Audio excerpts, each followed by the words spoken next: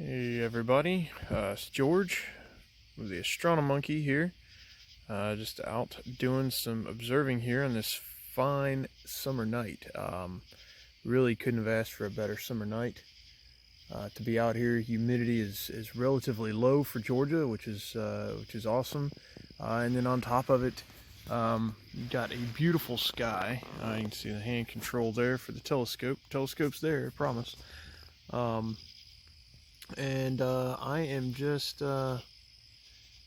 shooting some imagery right now. This star here that'll kind of flicker in view there, that is Vega. You're going to see another star kind of flicker into view here briefly, I think. No, can't get that one to show up. Would have been Altair. They are both relatively close to the Milky Way cloud.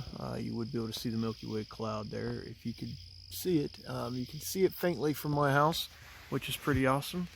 It's pretty exciting to be able to see that. You can just see Altair there. It was kind of flickering in and out of the camera there. Just north of that is actually the Dumbbell Nebula. And you can see here, this is the images that I'm pulling right now.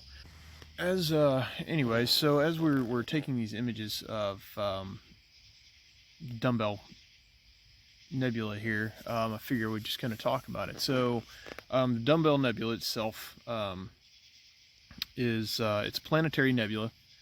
It was discovered by Charles Messier himself. It is, I believe, Messier 27. And he discovered it, of course, placed it in his catalog. So it's a planetary nebula, and I think we've discussed this in a previous video.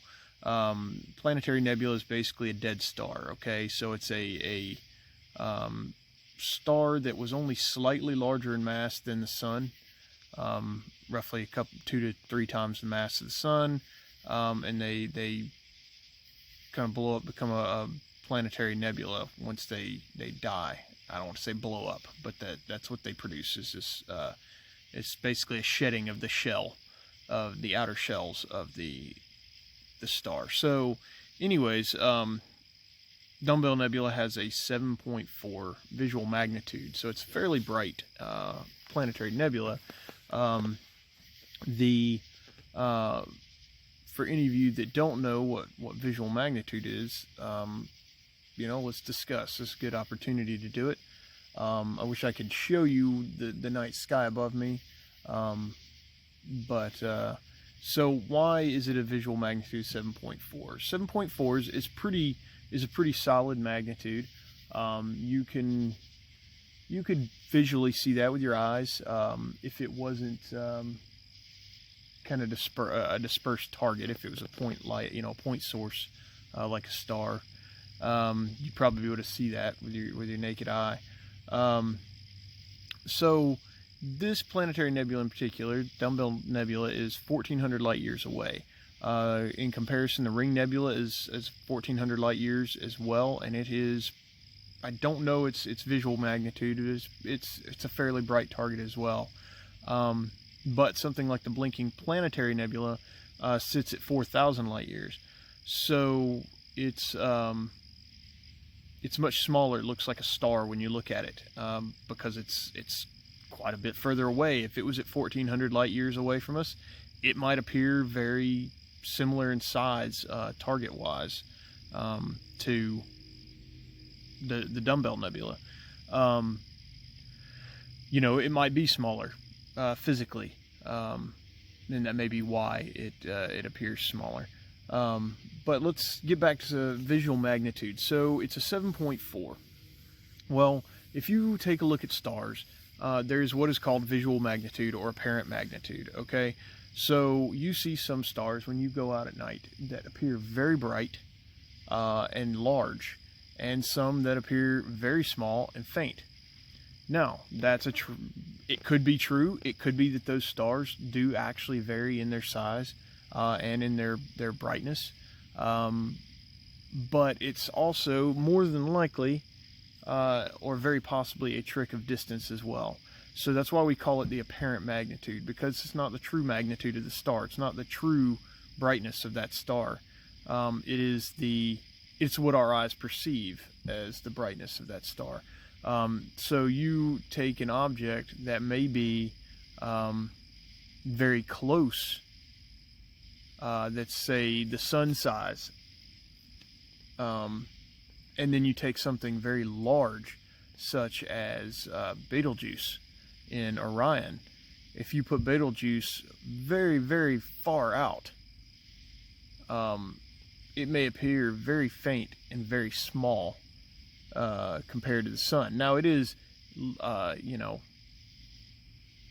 it is less luminous, I believe, than the sun. Well, no, I believe it's more luminous than the sun because it is so much larger than the sun. Betelgeuse dwarfs the sun many times over. And so you look at this, and it could be just that it's a trick of distance. The scale itself is kind of an odd scale if you ever look up the magnitude scale for stars. It runs from the negatives up into the positives. I believe I read something, Hubble has discovered, or has seen stars as faint as something like 30th or 35th magnitude, which is something that we could never even hope to see, obviously from Earth. The faintest you will typically see from Earth with like even a home telescope in a dark location you might get to 17th magnitude, maybe slightly fainter than that, but you're pushing it. I think 17th magnitude would be about as dark as you'd hope to see with most home-based telescopes. And so this scale is an odd scale. So it started back in roughly 130 BC. The Greek astronomer Hipparchus created this magnitude scale. He said, we need a way to classify stars, how bright they are. So he said, well, these are the brightest stars I see in the sky. I'm going to make these first magnitude. And then these ones that look a little bit fainter than these other ones, I'm going to make second magnitude, and so on and so forth. He had 5 magnitudes, I believe, when he started. Then you fast forward a few years to Ptolemy, and he picked up this magnitude scale. He did some adjustments to it. I believe he added a 6th magnitude to it, and it stuck like that for 1,200 years, something like that. And then it was picked up in the 1850s. They looked at it and said, okay, this needs a little more work. So they started working on it again, created a little bit more definition of the magnitudes, but the work that they did essentially stuck until now. And then as we got further into more modern astronomy, astronomers realized that, hey, some of these first magnitude stars are super bright compared to some of the other first magnitude stars. We really need to step this down. So what they ended up doing was making those negative. So your star magnitude scale is actually an inverse scale. The lower the number, the brighter the object. The higher the number, the fainter the object. Hence the fact that Hubble can see a 35th magnitude star and we cannot, because it's so faint and it's so far out there that it takes something like Hubble to spot it. Whereas something that is on the order of our sun, which actually is rated on the magnitude scale, it's something like negative 29.6 on the magnitude scale, because it is so bright to us, is this very low negative number. Keep that in mind when you look up at the night sky, that, what you see isn't always what you get. Just because it looks big and bright doesn't mean that it's bigger and brighter than the star next to it. It just means that it might be closer than the star next to it. So typically your red stars, a lot of the red stars you see are going to be very, very large stars. So even if they look smaller than, say, a bright white star that's nearby, they very well may just be further away. And so, yeah, so that's that. There was something else I was going to say about that. So my professor asked me a good question on a discussion forum this week. He said, is there anything you can think of that would be brighter than the sun on a visual magnitude, and why do you think, what do you think would cause that? And so I started thinking about it, and what I realized is that if you took a star, a supernova star, or well, a star that's large enough to become a supernova, and you placed it relatively close to Earth, within, say, a few hundred light years of Earth, a supernova is extremely bright. So they talked about that Betelgeuse, when they were curious if Betelgeuse might go supernova, they, I can't remember exactly how far Betelgeuse out. It's several thousand light years away. I want to say it may be closer than that, maybe around 2,000. But Betelgeuse, if it goes supernova, they expect that it will produce enough light to be as bright as the half moon for like 3 months. So imagine that, the brightness of the half moon in the sky for 3 months. That's a big deal. So if you take one of the next closest red giant stars, which would be large enough to become a supernova,